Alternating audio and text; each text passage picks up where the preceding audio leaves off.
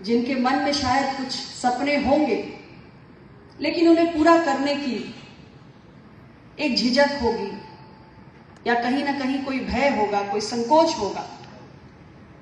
ऐसी महिलाओं को निश्चित रूप से एक बहुत बड़ा प्रोत्साहन आपकी पॉजिटिव स्टोरी को पढ़कर मिलेगा। मुझे खुशी है ये कहते हुए कि भारत का इतिहास तो महिलाओं की उपलब्धियों से भरा हुआ है, लेकिन आज 11 वर्षों से जिस सरकार का मैं अंग हूं,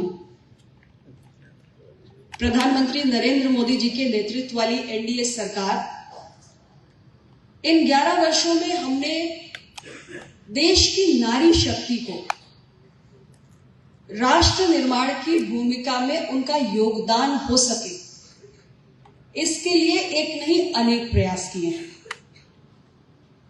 आज भारत की नारी तमाम कृत्रिम बाधाओं को तोड़कर अपनी सीमाओं से आगे बढ़ते हुए नए कीर्तिमान रच रही है।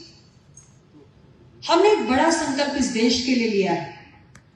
वो संकल्प है 2047 तक विकसित राष्ट्र को बनाने का, और उससे पहले भारत की अर्थव्यवस्था को दुनिया की तीसरी सबसे बड़ी अर्थव्यवस्था हम बनाना चाहते हैं।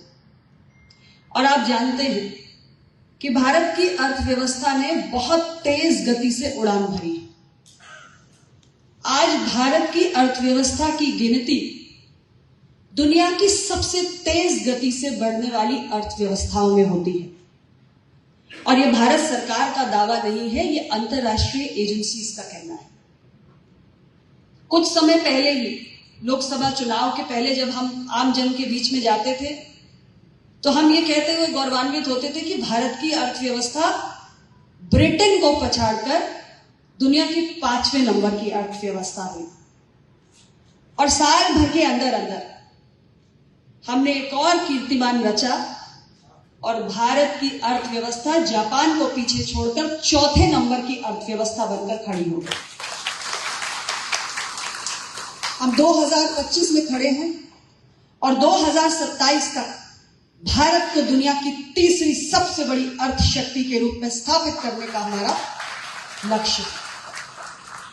और जब बात अर्थव्यवस्था की हो तो देश नहीं, पूरी दुनिया में आधी आबादी के योगदान के बिना अर्थव्यवस्था रफ्तार नहीं पकड़ सकती। आज अगर भारत फ्रेजाइल 5 से टॉप 5 और फिर टॉप 4 और टॉप 3 की दिशा में बढ़ रहा है, तो इसमें नारी शक्ति की बहुत बड़ी भूमिका है। और यह इसलिए संभव हुआ है क्योंकि 11 वर्षों में हमने एक पॉलिटिकल स्लोगन के रूप में नहीं, बल्कि एक मॉरल कमिटमेंट के रूप में इस देश की नारी शक्ति के लिए एक नई सोच के साथ कदम बढ़ाया। जहां एक और पूर्ववर्ती सरकारें वुमेन सेंट्रिक डेवलपमेंट की अवधारणा के साथ काम करती थी, हमारी सरकार वुमेन लेड डेवलपमेंट यानी महिलाओं के नेतृत्व वाले विकास, इस दृष्टिकोण के साथ एक के बाद एक कदम उठा रही है। और मुझे कहते हुए आपके बीच में गर्व है कि भारत सरकार के तमाम मंत्रालय, लगभग 15 ऐसे मंत्रालय हैं जिसके तहत 70 महिलाओं पर केंद्रित योजनाएं संचालित की जा रही है, और हर वो योजना वुमेन लेड डेवलपमेंट की दिशा में देश की नारी शक्ति को लेकर जाने का काम कर रही है। हमने बहुत सारे प्रयास किए और उन प्रयासों के चलते 11 वर्षों में यदि हम देखें कि विमेन लेड डेवलपमेंट की अवधारणा में हम कहां तक पहुंचे, तो आज हमारा female labour force participation rate जो 22% हुआ करता था, आज बढ़कर 40% हो गया। और आपको प्रसन्नता होगी ये जानकर कि महिला रोजगार दर, वुमेन एम्प्लॉयमेंट रेट, ये हमारा तेजी से बढ़ा है। यानी ग्रामीण क्षेत्र हो या शहरी क्षेत्र हो, हर जगह आज महिलाएं आर्थिक गतिविधियों में लिप्त हैं। रोजगार करने की बात हो या रोजगार देने का मसला हो, महिलाएं आज कहीं भी पीछे नहीं है। हमने जेंडर बजट को इन 11 वर्षों में बढ़ाया और आप कल्पना नहीं कर सकते कि जेंडर बजट को हमारी सरकार ने 10, 20, 50 गुना नहीं, हमने 400% से अधिक बढ़ाने का काम किया। हमने सबसे पहले अपनी नजर डाली कि अगर महिलाओं का योगदान देश की अर्थव्यवस्था में चाहिए तो क्या जरूरी है। देश में एक बड़ी संख्या में ऐसी महिलाएं हैं जो निर्धन परिवारों से आती हैं, जो मूलभूत आवश्यकताओं के लिए संघर्ष कर रही हैं, और एक बड़ी आबादी है। यदि हमें अर्थव्यवस्था को नई ऊंचाइयों पर लेकर जाना है, यदि हमें 2047 तक विकसित भारत बनाना है, तो इस महिलाओं की इस बड़ी आबादी को पीछे छोड़कर उनके योगदान के बिना यह पूरा नहीं हो सकता। और इन महिलाओं का आर्थिक गतिविधियों में योगदान तब तक नहीं हो सकता जब तक इनकी मूलभूत आवश्यकताओं की पूर्ति ना हो जाए। इसलिए एक के बाद एक इतनी योजनाएं जो खास तौर से महिलाओं के जीवन को प्रभावित करती हैं, चाहे वो उन्हें आवास देने के लिए हो, शौचालय के निर्माण की हो, स्वच्छ ईंधन के लिए हो, शुद्ध पेयजल के लिए हो, डिजिटल लिटरेसी के लिए हो, 1 रुपए में एक सैनिटरी नैपकिन उपलब्ध करा के मेंस्ट्रुअल हाइजीन को सुनिश्चित करने के लिए हो। ऐसे तमाम कार्यक्रम हमने चलाए जिससे हमारी महिलाएं अपनी बुनियादी आवश्यकताओं के लिए किसी के ऊपर निर्भर न रहें। और उसके बाद महिला उद्यमिता को ध्यान में रखते हुए हमने बहुत सारे केंद्रित प्रयास किए, और महिला उद्यमिता को केंद्र में रखकर पॉलिसी सपोर्ट हो, फाइनेंशियल इंक्लूजन हो या एंटरप्रेन्योरल हैंड होल्डिंग हो, यानी तीनों पहलुओं पर हमने ध्यान दिया।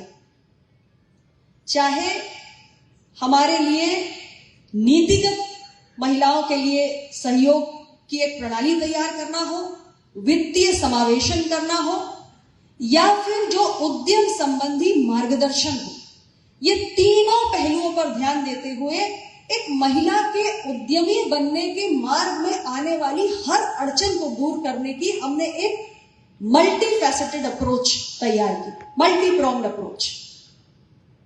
हमारे देश में लंबे समय तक एक बहुत बड़ी बाधा रही है कि बैंक अकाउंट एक महिला के पास, एक सामान्य व्यक्ति के पास नहीं रहा है। लेकिन अगर मैं महिला उद्यमिता की दृष्टि से बात करूं तो एक सामान्य महिला के पास बैंक की एक्सेस नहीं है।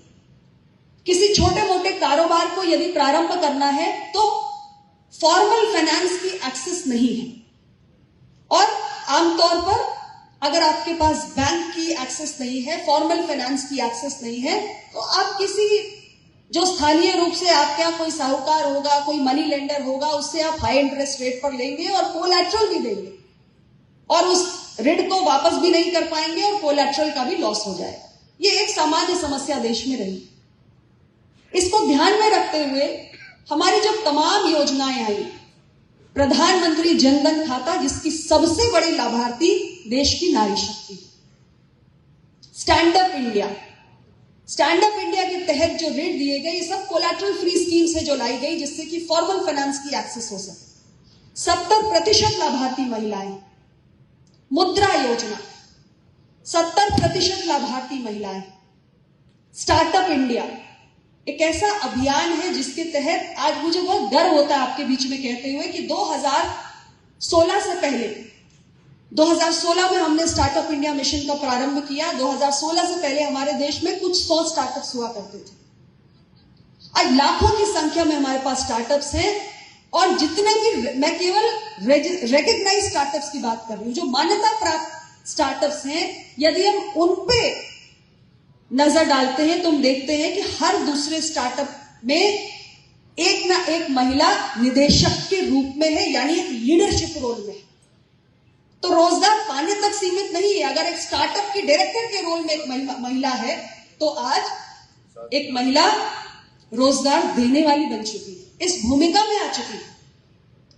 और ग्रामीण स्तर पर अनेक ऐसी योजनाएं, कभी लखपति दीदी के रूप में, कभी नमो ड्रोन दीदी के रूप में, ऐसे बहुत सारे सेल्फ हेल्प ग्रुप्स हमने बनाए। राष्ट्रीय ग्रामीण आजीविका मिशन के तहत आज 10 करोड़ से ज्यादा महिलाएं सेल्फ हेल्प ग्रुप्स में जुड़कर आर्थिक गतिविधियों में अपना योगदान दे रही हैं। 3 करोड़ हमने तय किया, हम लखपति दीदी बनाएंगे। 1.5 करोड़ महिलाएं आज 1 लाख रुपए की इनकम अर्जित कर रही हैं।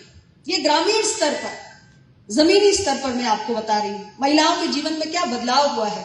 और मैं तो विकसित भारत संकल्प यात्रा के दौरान गांव-गांव में गई थी और वहां जब ये लखपति दीदी और ये सेल्फ हेल्प ग्रुप से जुड़ी हुई महिलाओं ने आके अपने अनुभव साझा किए तो उनकी आवाज में जो आत्मविश्वास था कि आज मुझे मैं इस घर की बहू हूं, उसकी बेटी हूं, उसकी पत्नी हूं, ऐसे मुझे संबोधित नहीं किया जाता। मेरे नाम से मेरी पहचान है, मेरे काम से मेरी पहचान है।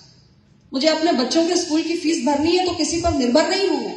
ये आत्मविश्वास महिलाओं के अंदर पैदा हुआ। और देश के अंदर, हमारे देश में खास तौर से एमएसएमईज का इकोनॉमी में बहुत बड़ा योगदान है। आज एमएसएमईज को हम देखते हैं तो उद्यम पोर्टल पर जितने एमएसएमईज रजिस्टर्ड है उसमें 21% ऐसे एमएसएमईज हैं जिसकी ओनरशिप महिलाओं के पास। और महिलाओं के नेतृत्व वाले एमएसएमईज की संख्या आज दुगनी हो चुकी है, 1 करोड़ से बढ़कर 2 करोड़ से भी ज्यादा हो चुकी है। तो ये बदलाव आया है समय के साथ। महिला उद्यमिता के लिए जो हमने एक मल्टीप्रॉन्ग्ड अप्रोच अपनाई, उसके कारण आज उद्यम के क्षेत्र में भी महिलाएं आगे आ रही हैं। जैसे कि अन्य क्षेत्रों में हम देखते हैं, हर क्षेत्र में महिलाएं अपनी प्रतिभा का लोहा मनवा रही है। आप रिपब्लिक डे की परेड देखते हैं तो नारी शक्ति का जलवा दिखता है। आज आप स्टेम ब्रांचेस में देखिए तो दुनिया में सबसे ज्यादा पार्टिसिपेशन अगर स्टेम की फील्ड्स में, एजुकेशन फील्ड्स में है, साइंस, टेक्नोलॉजी, इंजीनियरिंग, मैथमेटिक्स में, तो हमारे देश की बेटियां हैं 43%। और इसी प्रकार अगर हम देखें कि हमारे जितने भी स्पेस सेक्टर से जुड़े हुए अभियान रहे, उसमें हमारे देश की महिलाओं का बहुत बड़ा योगदान है। स्पोर्ट्स में देखिए जो मेडल्स आ रहे हैं उसमें कितनी महिला खिलाड़ी शामिल हैं। तो ऐसा कोई क्षेत्र अछूता नहीं है।